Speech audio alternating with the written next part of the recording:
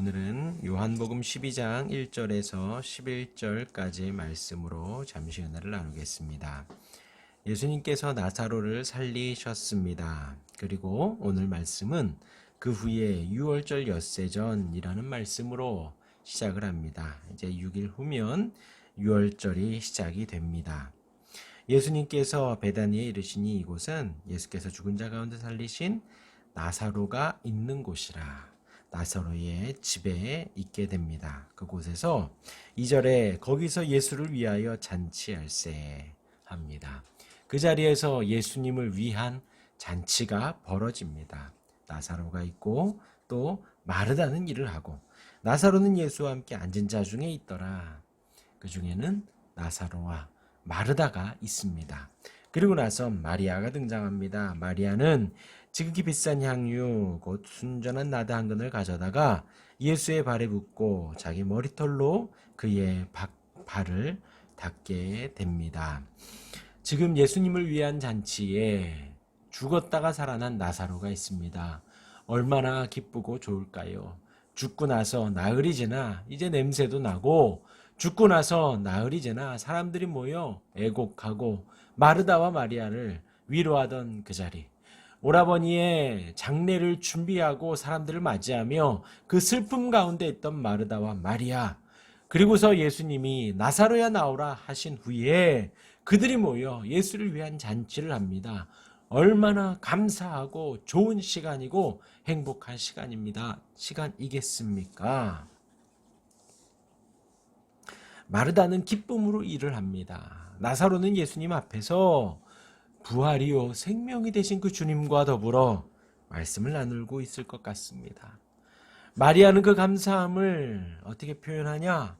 비싼 향유를 깨뜨려 그 발에 붓고 자기 머리털로 그의 발을 닦습니다. 눈물에, 기쁨에, 감사에 예배와 잔치를 하고 있는 것이지요. 근데 그 중에 있던 한 사람이 그 감사의 잔치를, 기쁨의 잔치를 깨뜨립니다. 제자 중 하나로서 예수를 잡아줄 가롯 유다가 말하되 이 향유를 어찌하여 300데나리온에 팔아 가난한 자들에게 주지 아니하였느냐. 기쁨의 예물을 드리고 감사의 예물을 드리는 마리아를 가롯 유다가 책망합니다. 300데나리온에 팔아서 가난한 자들에게 주면 더 유익하지 않겠느냐라는, 어떻게 예수님 발에 부어 허비하고 그것으로 발을 닦는 일에 허비를 하느냐, 그 하찮은 일에 허비를 하느냐라고 가룟 유다가 이야기를 합니다. 그런데 이에 대하여 요한은 정확하게 이야기를 합니다. 이렇게 말하면 가난한 자들 위함이 아니라 그는 도둑이라 동괴를 맡으려고 거기에 손을 넣어 돈을 훔치는 자다라는 것입니다. 그러니까 그것을 300데나리온, 그때 당시에 1년치 연봉에 해당합니다. 그렇게 팔아서 가난한 자들에게 나눠주면 그것을 맡은 유다가 중간에 조금씩 뺄 수 있었을 텐데 라는 아쉬움을 표한 것이지요. 성경은 그렇게 증언을 하고 예수님은 그에 대해서 한마디도 하지 않으십니다.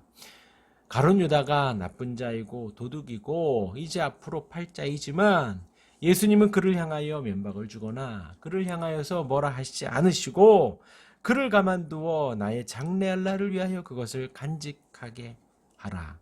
가난한 자들은 항상 너희와 있지만 난 항상 있지 않는다.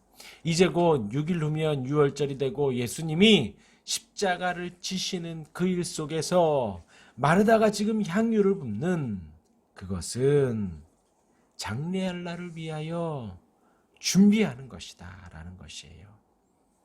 그리고 이후에 있을 그 일을 위하여 마음에 잘 간직하도록, 마리아가 잘 간직하도록 가만두어라 라고 이야기를 합니다.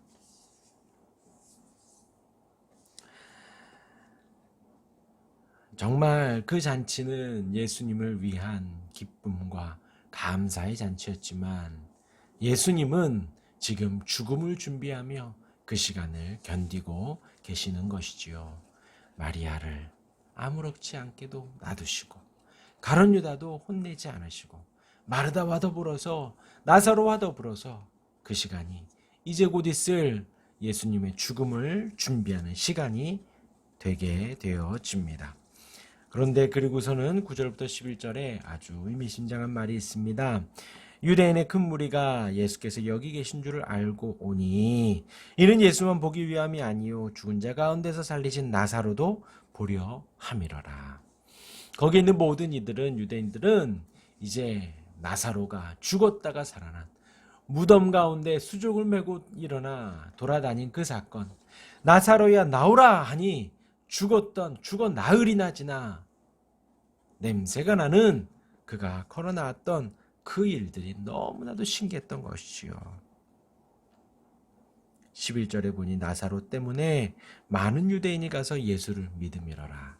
예수님이 부활이고 생명임을, 그 말에는 하나님과 같은 권세가 있어 죽었던 자도 일어나 걸어다니는 그런 권세와 능력의 주님인 것을 많은 유대인들이 나사로를 보고 믿게 되어지는 것이지요.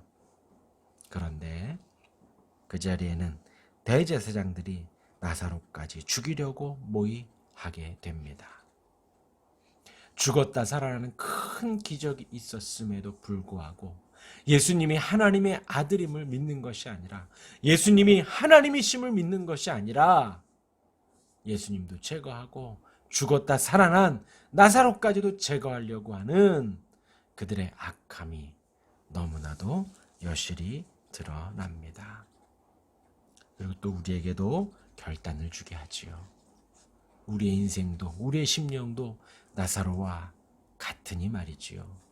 죽어서 아무것도 하지 못하고 썩은 내가 풀풀 나는 우리의 인생 속에 주님 오셔서 나사로야 일어나라 하여 우리가 벌떡 일어나 주를 향하여 찬송할 수 있고 주의 음성에 귀를 기울일 수 있고 주의 말씀을 볼 수 있게 살아났으니 부활이요 생명이신 그 주님의 능력과 권능이지요.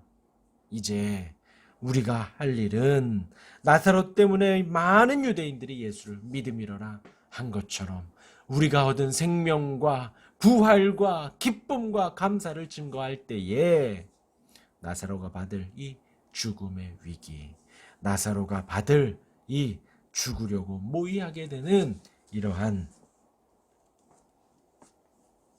위험 속에 노출될 수도 있다라는 것입니다.